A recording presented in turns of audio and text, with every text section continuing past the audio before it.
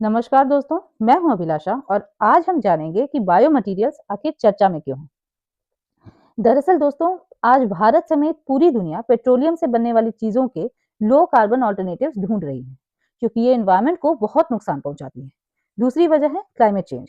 Paris agreement के तहत countries पर यह प्रेशर है कि कार्बन एमिशंस कम की जाएं। इसके अलावा सिंगल यूज प्लास्टिक पर लगातार बैन्स लग रहे हैं और ग्लोबल लेवल पे सस्टेनेबिलिटी स्टैंडर्ड्स भी काफी स्ट्रिक्ट हो चुके हैं। आज मार्केट को चाहिए ग्रीन मैन्युफैक्चरिंग, यानी डेवलपमेंट भी हो और नेचर को नुकसान भी ना पहुंचे। इन्हीं वजहों से बायो मटेरियल्स आज न्यूज में बने हुए हैं। सबसे पहले ये समझते हैं कि प्रॉब्लम आखिर है क्या। देखिए, जो ट्रेडिशनल प्लास्टिक्स हम रोज इस्तेमाल करते हैं वो ज्यादातर पेट्रोलियम बेस्ड होती है। इनसे कार्बन एमिशंस बहुत ज्यादा निकलती हैं और ये बायोडिग्रेडेबल भी नहीं होती। नतीजा क्या होता है? चारों तरफ प्लास्टिक पॉल्यूशन, नदियां, समुद्र, हवा, सब पर इसका बुरा असर दिखता है और इन्वायरमेंट को भी भारी नुकसान होता है। अब यहीं पर इंडिया की डुअल चैलेंज सामने आती है। एक तरफ हमें इन्वायरमेंट को प्रोटेक्ट करना है और दूसरी तरफ इंडस्ट्रियल ग्रोथ और जॉब्स भी क्रिएट करनी है। यानी डेवलपमेंट भी चाहिए और नेचर को बचाना भी है। यही असली चैलेंज है दोस्तों। बायो मटेरियल्स वो मटेरियल्स होती हैं जो बायोलॉजिकल सोर्सेज से बनते हैं, जैसे प्लांट्स, क्रॉप्स या माइक्रोब्स, या फिर ऐसे मटेरियल्स जो बायोलॉजिकल प्रोसेसेस की मदद से तैयार किए जाते हैं। सीधी भाषा में कहें तो ये फॉसिल बेस्ड मटेरियल्स का एक बेटर और सस्टेनेबल ऑप्शन है, या फिर उसका सप्लीमेंट।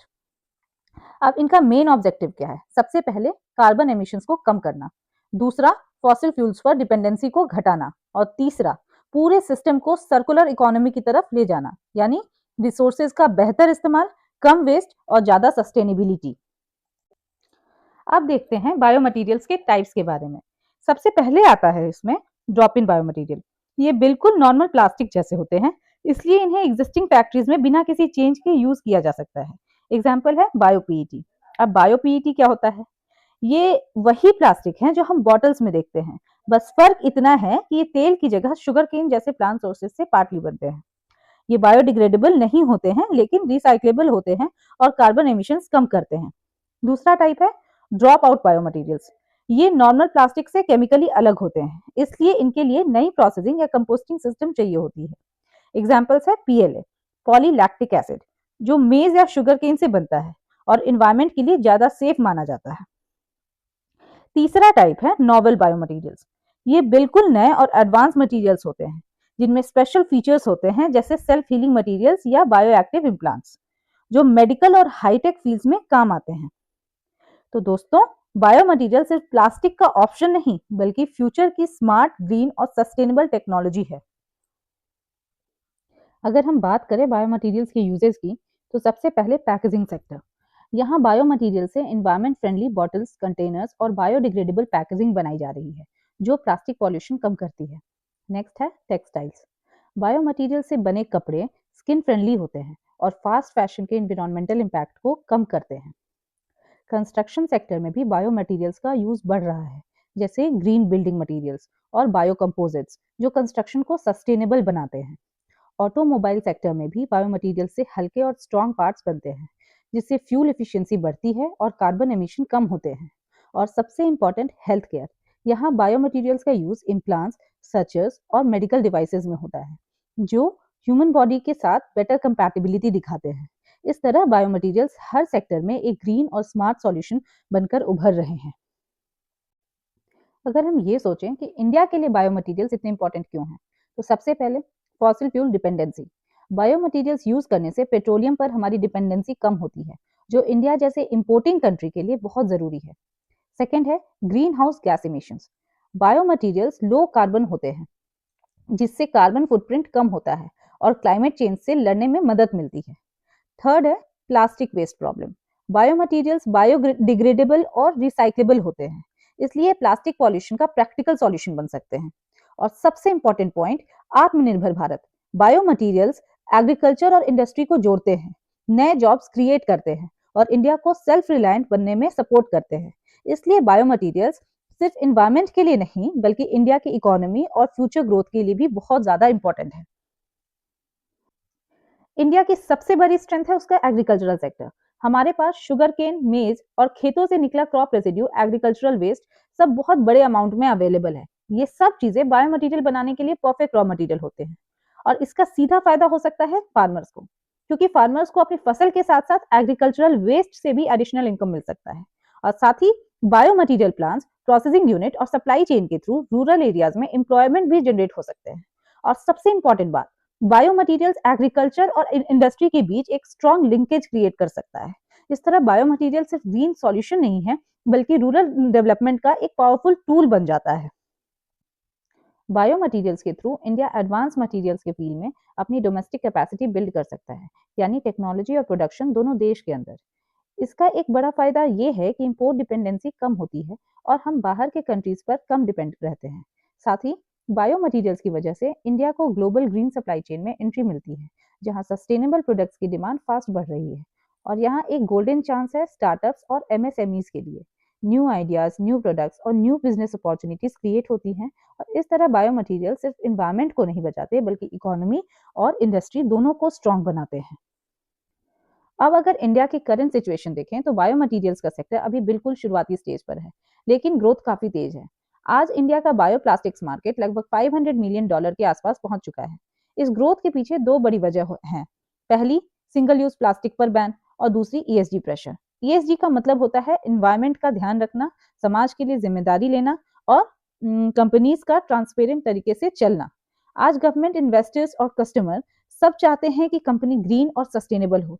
इसी वजह से इंडस्ट्रीज धीरे धीरे प्लास्टिक छोड़कर बायोमटीरियल्स की तरफ बढ़ रही हैं। अब बात करते हैं इंडिया में हो रही प्रमुख पहलों की। सबसे पहले उत्तर प्रदेश में बलरामपुर चीनी मिल्स अपना एक पीएलए प्लांट प्रपोज कर रही है, जो बायोप्लास्टिक्स के लिए एक बहुत बड़ा स्टेप माना जा रहा है। पीएलए यानी पॉलीलैक्टिक एसिड एक ऐसा बायोप्लास्टिक होता है जो मक्का, गन्ना जैसे नेचुरल सोर्सेज से बनता है। ये नॉर्मल प्लास्टिक के मुकाबले एनवायरनमेंट के लिए ज़्यादा सेफ होते हैं और सही सिस्टम होने पर कंपोस्ट भी हो सकते हैं। इसके साथ ही कई इंडियन स्टार्टअप्स फूलों के वेस्ट और एग्रीकल्चरल वेस्ट से बायो मटीरियल्स डेवलप कर रहे हैं, जो वेस्ट को वैल्यू में बदलने का एक अच्छा एग्जाम्पल है। पैकेजिंग और कंज्यूमर गुड्स सेक्टर में भी बायो मटीरियल्स का अर्ली अडॉप्शन दिखने लगा है, जो आने वाले टाइम में इस इंडस्ट्री को और तेज ग्रो करेगा।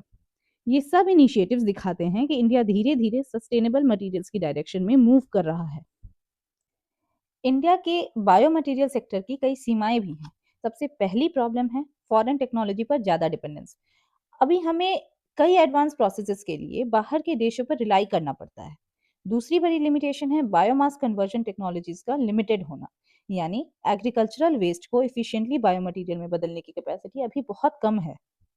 इसके अलावा पायलट प्रोजेक्ट से कमर्शियल स्केल तक पहुंचना काफ़ी मुश्किल होता है, जिसमें टाइम और इन्वेस्टमेंट दोनों लगते हैं।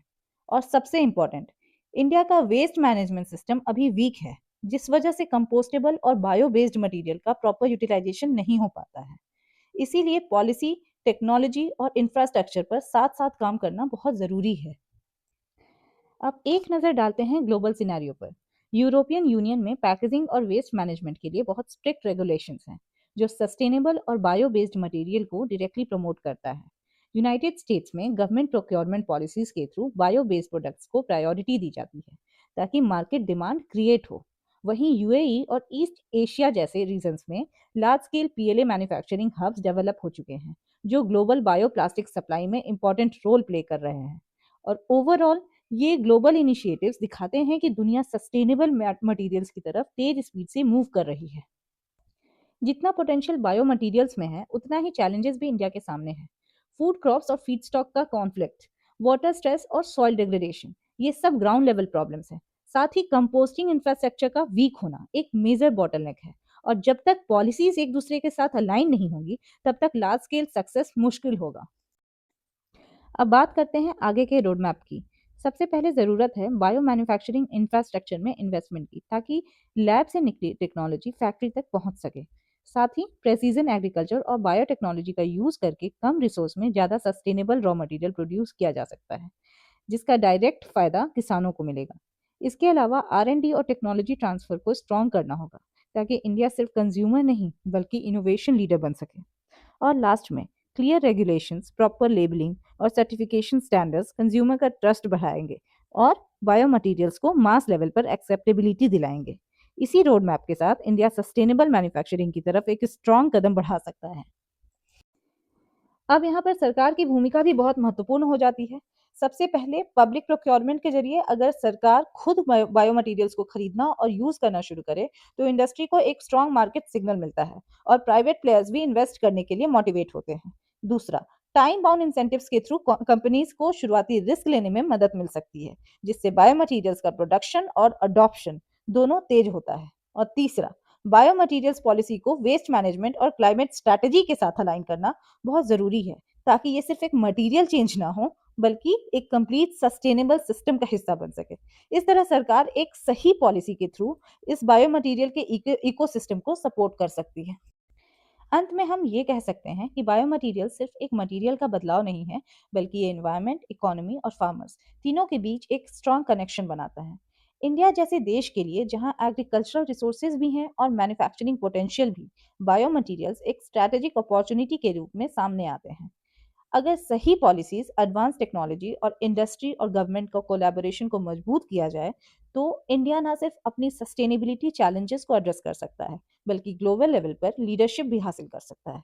इसलिए biomaterials India's next step towards sustainable manufacturing एक विजन भी है और फ्यूचर की ज़रूरत भी। अगर आपको यह वीडियो अच्छा लगा तो इसे लाइक करें, चैनल को सब्सक्राइब करें और अपने दोस्तों के ग्रुप में शेयर करें।